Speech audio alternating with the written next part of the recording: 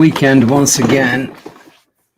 Friday, I guess a lot of people are happy, right? Because the work week has ended for most people, not for everyone. Certainly not for me, not for quite a lot of people I know, because it's not a regular 9-to-5 job. You know, my daughter-in-law, for instance, is a nurse, and she works three 10-hour shifts, and sometimes it can be on the weekends, sometimes not, but that's beside the point. Just a quick reminder, these readings are from the Science of Mind magazine daily guides, and this month's readings are written by my senior minister, the Reverend Dr. Jesse Jennings. Does that mean I need to tread carefully about what I say about them? No, I don't think so, because we all have different opinions. We all read things differently, and I'm sure Reverend Jesse, providing my take on things is not wacky or outlandish, would not argue if I come to some different conclusions than he does.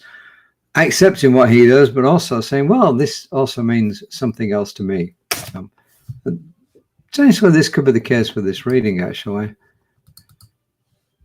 The first reading is from a lady by the name of Idella M. Chadwick. And I did a bit of research. I couldn't confirm it that she was Ernest Holmes' cousin, but then I double-checked with Reverend Jesse just a short while ago, and he said, yep, she was Ernest Holmes' cousin. And she said, a thing can be finished in the outer only as far as it is finished within the consciousness of the one doing the work. So in other words, it's a reminder that when we pray using spiritual mind treatment, or affirmative prayer, if you like, that we treat our own consciousness. And until that treatment is complete within our consciousness, the resulting manifestation is not complete in the outer world. So that is my take on what she's saying there. And this is, a little bit different, actually. In 1932, there was something called Values, a philosophy of human needs. And it was a conversation between a guy called Milton Sills and Ernest Holmes. A little bit more about that later. So this is a conversation. So the first part is Milton Sills talking to Ernest Holmes, and then vice versa. It's in two parts. Mr. Holmes, the universe is forever old and yet forever young. It is the nature of God to do new things. As God that can do nothing that will contradict its nature, there can be no confusion. The idea is too big for us to grasp, and yet it does suggest an increasing and eternal emancipation from bondage of any particular cycle of experience. It's our nature to be like God. We have the same original life, the difference being in degree and not in essence. And this is what Ernest Holmes said in reply. Mr. Sills, I think nature and her laws are constantly evolving and not merely awaiting discovery. What I mean is this: nature as it evolves laws that are not at present operating, but which will operate in the future. And at some future time, human consciousness may discover them, name them, and use them advantageously by cooperating with them. I would say there are unborn laws that unborn human consciousness will discover at some future time. As I said, that was from Values, a Philosophy of Human Needs, 1932, page 33, if you look it up. You can probably get that publication on the scienceofmindarchives.org, scienceofmindarchives.org, and also .com, I think. And this is Reverend Jesse's take on all that. He says, Milton Sills, 1882 to 1930, was a noted stage and screen actor of his day. A wide-ranging conversation he had with Ernest Holmes was posthumously set down in a beautiful book by the University of Chicago Press. Inspirations from this excerpt include the notion that any distinction between the self and spirit, capital S, exists in degree and not in essence, meaning that always on some level of awareness, we are that, capital T.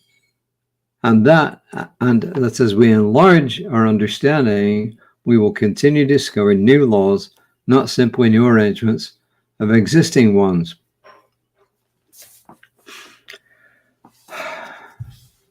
So what do I make of this? Well, I think to me, in this reading, we're talking about two different things, actually. One is talking about discovering laws. Human beings are always discovering laws in the universe, right? Laws that did exist, but we didn't know about them. For instance, how electricity works, quantum mechanics, and so on and so, light. Is it a particle or is it a waveform or is it both, depending on the circumstances, for instance? But also in here, Ernest Holmes is saying that as the universe evolves, it will evolve new laws that didn't previously exist. So the two different things here. One is humans discovering new laws, and secondly, new laws being evolved by the universe. Is that scientifically fact? I don't know. And of course, I've got to go check it out.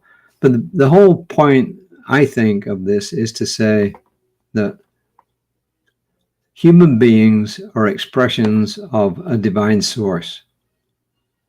And human beings, to a degree, have within themselves the qualities of that divine source. And one of those qualities is the ability to impact the universal subjective mind, universal subconscious, if you like, and produce material results. So you hold something in your consciousness with belief, thought plus feeling, and that is operating in the universal subjective mind. And if you hold that with enough emotion, then it will eventually manifest. And if you are flexible enough to think into that consciousness, this or something better, what evolves will turn out to be the best for you and the universe, in effect. So that's the way I look at this. But is the universe does it not only contain laws we haven't discovered yet, and we will continue to discover them? I think that's absolute fact. I'm sure that we will continue to discover laws that we didn't know existed, but were always there. But is the universe by its very nature evolving new laws? I don't know. But I've got to go look it up. And maybe nobody knows. But anyway, that was the discussion between them. That was Reverend Jesse's take on it. So, as I said, I don't know. But I do know one thing. Spiritual mind treatment works. We're all connected. That's a fact. I've seen too many instances, and I've talked about it before. It's an interconnected universe, and therefore, if it's interconnected, everything has an impact on everything else. So the thoughts you and I think now, to some degree, are impacting the whole universe. To what degree? Well, that's another story, but we are impacting it. And the degree that we impact it has got all to do with how our belief is. If our belief is total, then we will impact the universe substantially, at least for ourselves and those around us. So, and one thing I know is we get an affirmation every day, which is, my world is recreated by my inner spiritual awareness of the action of God in my life. My belief that God's acting in my life and to produce this. And if you don't like the word God, as I said before, substitute something for it. Substitute ground of all being, spirit. Universe is too small. I think my idea of God, quote unquote, is way bigger than the universe. I think the universe is just an expression of one source, and that there are multiple expressions of that one source. That's my belief. So I'm knowing for each and every person here a wonderful day, a wonderful weekend, and I am knowing that each and every one here finds within themselves the truth of who they are, which is an expression of that one divine source. And I am grateful for this. I release this into that one law, that one divine source, calling it done, and so it is. I'll be back tomorrow, hopefully around about 5. My colleague, Reverend Lisa Ryan, will be back 9:15 tomorrow morning on Creative Life Spiritual Center's Facebook page. You can reach me normally, occasionally I miss, but normally you can reach me on whatever social media you saw me on. 9 times out of 10, it's going to be on whatever media you saw it on. So until next time, namaste.